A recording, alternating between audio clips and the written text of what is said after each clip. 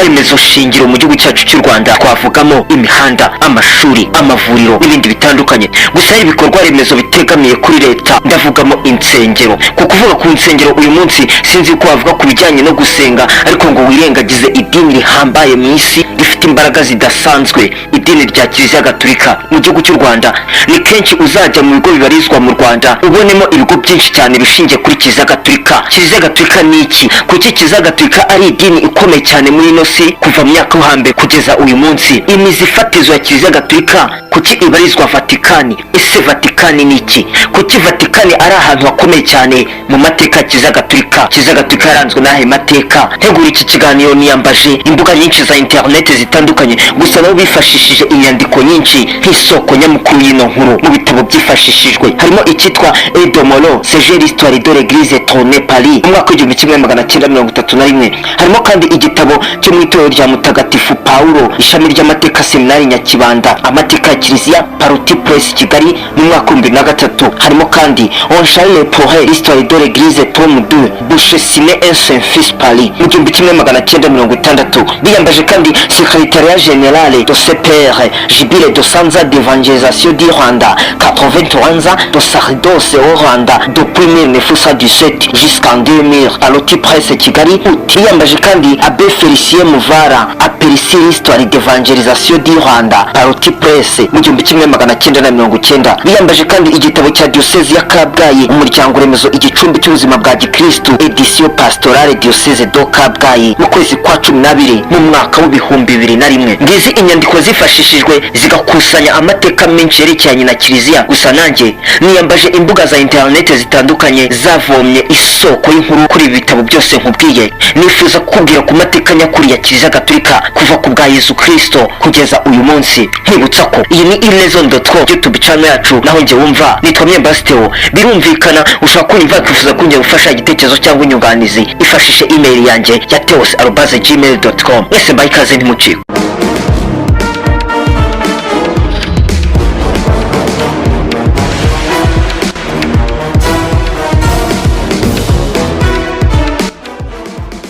Uko ibihe bihora bisimburana muntu arushaho kugenda yunguka ubwenge mu gutandukanya aho atuye. Urwo ruhererekane rw'ibikorwa bya muntu ku isi niyo mateka yacu, ni umusingi fatizo w'ibikorwa n'igipimo mbonerahamwe cy'ejo hazaza. Kumenya no gusobanukirwa ibigize amateka muri rusange bidusangiza ku bukungu bw'ibihe turimo, bityo tugategura ejo hazaza heza. Niyo mpamvu amateka ya Kiliziya adatandukanye cyane n'amateka y'isi muri rusange. None se Kiliziya ntizigizwe n'abantu kandi zigakorera abantu? Niyo mpamvu ayo mateka yombi ahuriye kuri byinshi kandi akuzuzanya. Kuva na kera na kare ubukristo bwagiye bucengera ndetse bukanayobora imibereho ya muntu ku isi. Imico, imyitwarire, imitekerereze, amazina, ibikoresho, imyubakire, imiyoborere, ubuhanzi, ubusizi, kalendari n'ibindi bitandukanye byerekeye kuvuka n'iherezo rya muntu byose ku isi, byose bigendeye kenshi kwiyobokamana. Amateka ya Kiliziya ashingiye ku bihe bine kandi by'ingenzi.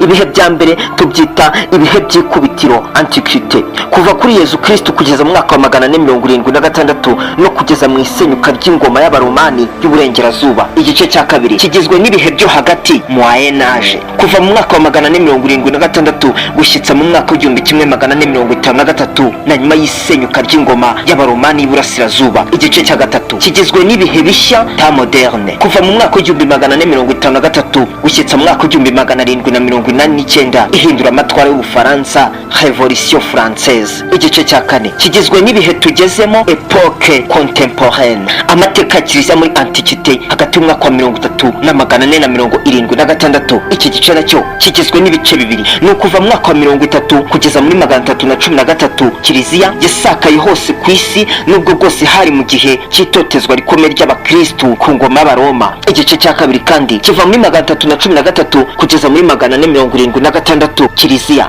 yakomeje gusakara hose ndetse n'abami barayishyigikira kandi barayirinda. Itangazo ry'imihano ryo mu mwaka wa 313 ryahaye ubukristu uburenganzira mu iyobokamana iyobokamana. Munyemere tuvuge ku gice cya mbere, ugusakara k'ubukristu hagati y'umwaka wa 30 na 313. Ibihe by'ingenzi byaranze iki gihe ibirebana n'ibyo hanze ya kiliziya, c'est des églises et églises individuelles. Gusakara k'ubukristu mu isi ku bayahudi no mu baromani. Ugutotezwa kw'abakristu byagirwaga n'abaromani bitewe n'isakara ry'ubukristu ku isi, aho ubukristu bwabanje ingoma y'abaromani. Idini y'abakristu yakomotse mu idini y'abayahudi. I Yerusalemu niho ubukristu bwahereye bwogera hose. Abayahudi bahindutse abakristu, nibo bagiye basakaza ubukristu hirya no hino aho bari baratataniye mu bihugu by'abapagani byigaruriwe n'ingoma y'abaromani. Muri ibyo bihugu niho ubukristu bwabanje gusakara, maze buhura n'inzitizi nyinshi cyane, ariko abakristu ntibacika intege habe na mba. Mu bayahudi, idini y'abayahudi niyo yonyine yasengaga imana y'ukuri. Bari bafite ibitabo bitagatifu, cyane cyane iby'amategeko ya Musa, kandi bategereje ukuza k'umukiza Mesiya. Abayahudi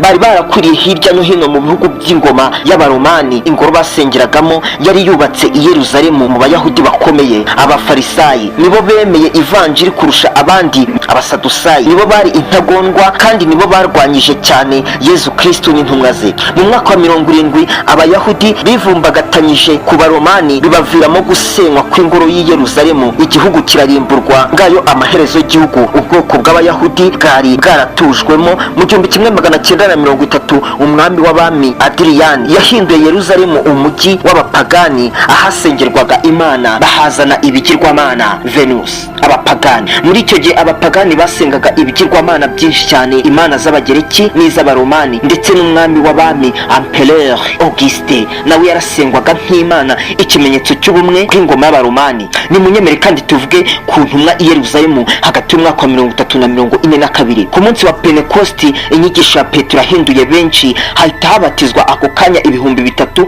maze nyuma y'iminsi 3 bariyongera bagera ku 5,000. Abo bayahudi b'abakristu bajyaga gusenga mu ngoro i Yerusalemu hamwe na bene wabo b'abayahudi. Aho bari batandukaniye nuko abakristu bemeraga Yezu Kristu, umwana w'Imana, umukiza w'abantu, kandi bategereje ihindura rye. Babatizwaga mu izina ry'ubutatu butagatifu, batwaraga igitambo cy'Ukaristiya, bari bagize umubiri umwe n'umutima umwe, bagashyira hamwe ibyo batunze, bubahaga intumwa zafashwaga n'Imana. Ni munyemere tuvuge kandi ku butumwa n'ingendo za Paulo. Paulo yamaze imyaka 9 yigisha mbere yo gukora ingendo za gitumwa hirya no hino. Yagiye kureba Petero i Yerusalemu, yamamaje ivanjiri i Damasi no muri Siriya. Yafashije Baruba kwigisha Antiokia. Ingendo ndende yakoze, urugendo rwa mbere rwavuye muri 45 rugeza muri 49, urugendo rwa kabiri ruva muri 50 rushyitsa muri 52, maze urugendo rwa gatatu ruva muri 53 rushyitsa muri 57. Paulo yarateye ate? Yari muntu ki? Yarangwaga n'ibiki? Paulo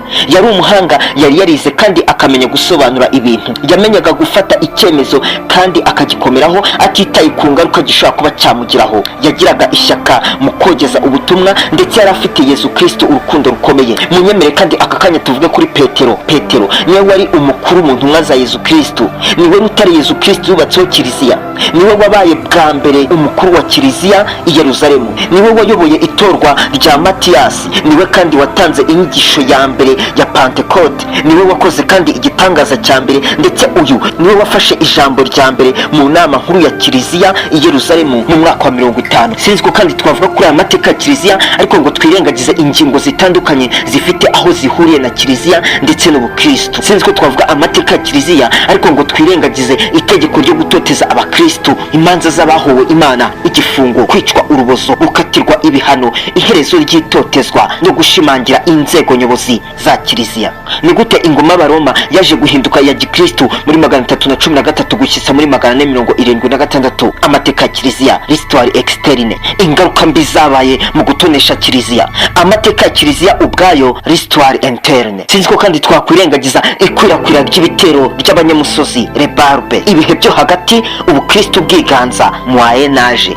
intangiriro zo hagati mu burengerazuba, ubukristo ku ngoma y'abakoronjiyani, ubukristo mu gice cy'uburasirazuba, ubuyobozi bukuru bwa kiliziya y'Abaroma burwanya akajagari k'abategetsi b'abarayiki. Ikinyejana cya 13 uburayi bwageze ku bukristo buhamye. Ubutaha muri iki kiganiro tuzavuga ku gice cya 4, igice kigizwe n'ibihe bishya ta moderne, kiliziya gatolika kuva kuri Konsili ya Vatikani ya kabiri kugeza uyu munsi. Ku mugereka w'iki kiganiro kandi tuzavuga ku rugendo ruhambaye iyobokamana mu Rwanda ryanyuzemo kuva mu mwaka 1900 kugeza uyu munsi. ubwo bavuga ku bijyanye na kiliziya gatolika ku isi n'imbaraga ifite uyu munsi bwakwira bugacya. ndasoza mbashima ku kuba mwabanye nanjye, mbibutsa ko iyi ni iLesson.com. gusa ushaka kunyumva ukifuza ko njye nufasha igitekerezo cyangwa inyunganizi, biroroshye kwifashisha email yanjye ya theos@gmail.com. sinzi ko wakora ikosa rikomeye cyane ngo ukurikirane ikiganiro mbarankuru cyacu tukugezaho ariko ngo wirengagize gukora subscribe, share, like, comment ngo umenyeshe n'abandi, bityo ujye ukomeza ubu wa mbere mu gukurikirana urundi ruhererekane rw'ibiganiro mbarankuru tukugezaho umunsi ku wundi. hari abantu benshi cyane hano mu Rwanda batekereza ko gukurikira iLesson.com ariyo soko nyamukuru